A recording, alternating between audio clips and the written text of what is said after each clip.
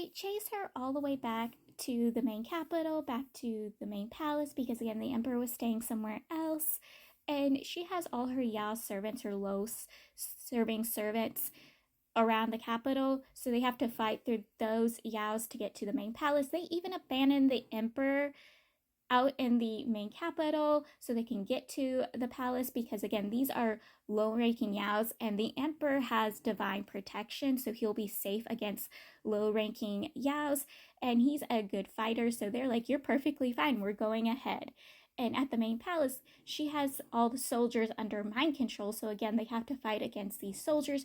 There is a brothel worker there using her music skills to control the servants more. So again, it is a fight and a half to get to her and where she's keeping the consort. The main character and the male lead, they're facing off with the consort's fake sister.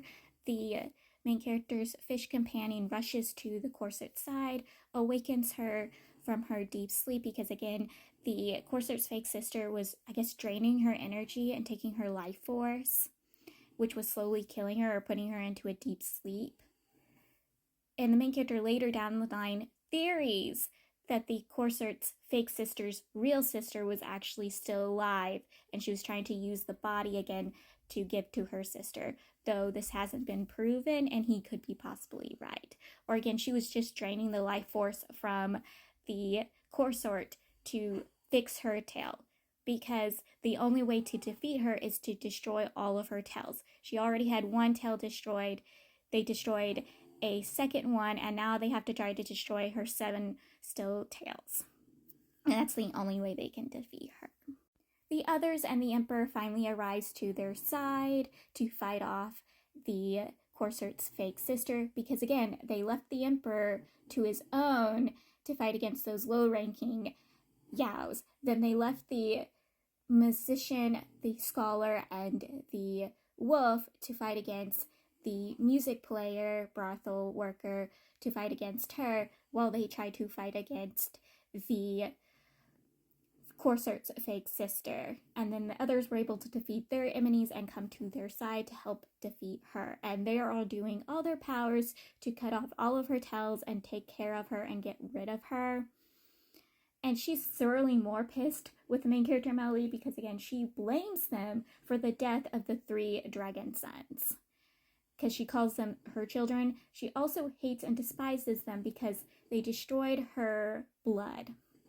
So she, for the past 7-10 years, has been going around slaughtering and killing humans and keeping their blood in a cauldron thing that, hires up her powers. Basically, the more she kills and throws blood into her cauldron, the more powerful she gets, and she uses this power to control and use others. And the male lead and the main character, when rushing to her to go against her, they, rid of her blood. They destroyed it when trying to get to her.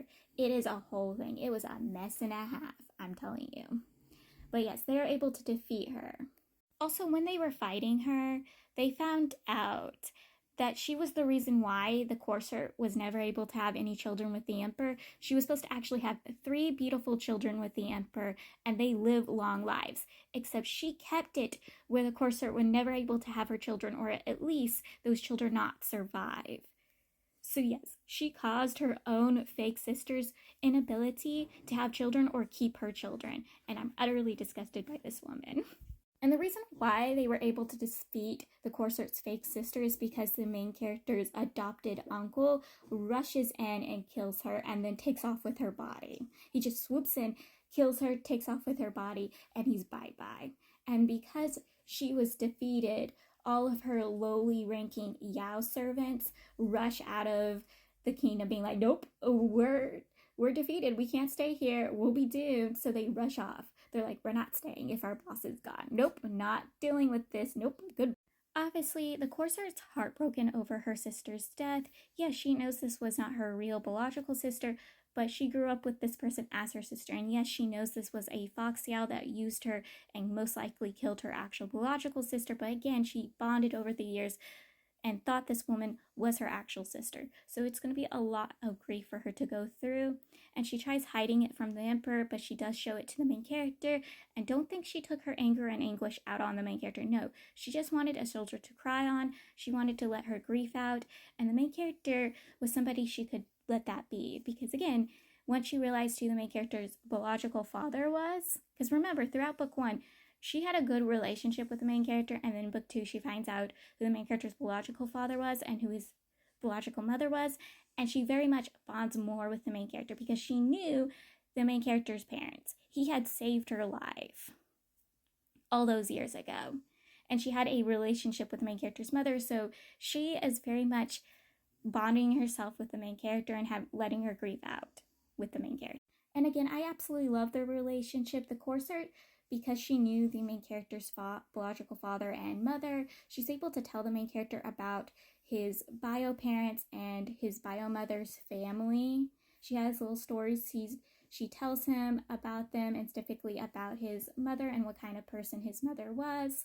So it was very nice to be able to read and see them bond. Like, I absolutely love their relationship in book 1, and I really love that it continues in book 2.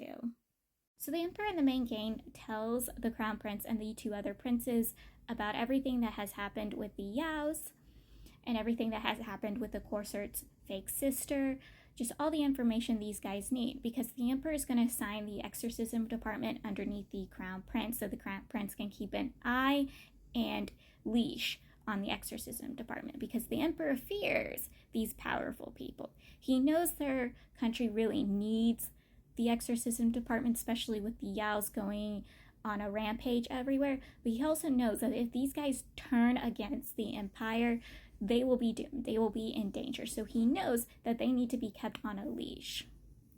And so he assigns them underneath the crown prince because he trusts his son. He wants somebody of his own family keeping an eye on these guys. So he assigns them to the crown prince. And the crown prince gives the Melide a warning, and the emperor also gives the Melide a warning about where they are. They will never be seen as an official department, really, in a way. They won't be acknowledged by anybody.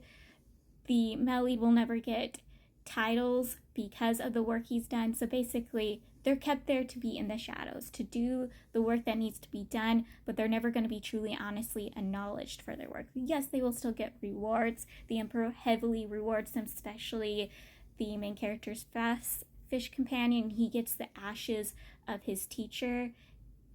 So yes, they still get rewards, but they're not going to get the acknowledgement that most people would get for their work, which is very depressing and wrong.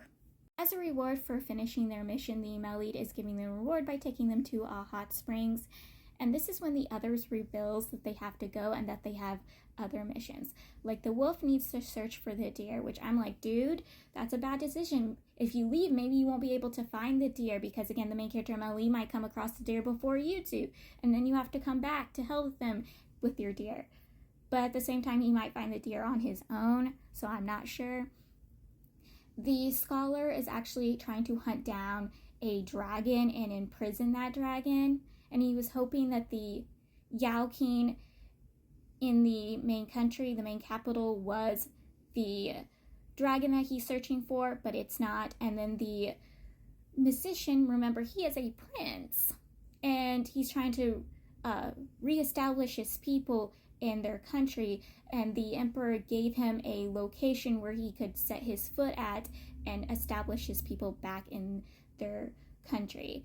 And so he has to leave too. And the Melide's like, if we ever need you guys, please come back. And they're like, we'll rush to come back to you guys and help you. And he's like, if you guys ever want to come back and visit us, you guys are allowed to come visit us. And the main character's like, well, I'm not leaving. I'm staying with Melide. I'm not going anywhere. And they're like, yeah, we'll leave your husband to you, okay? Like, your husband is going to stay with you.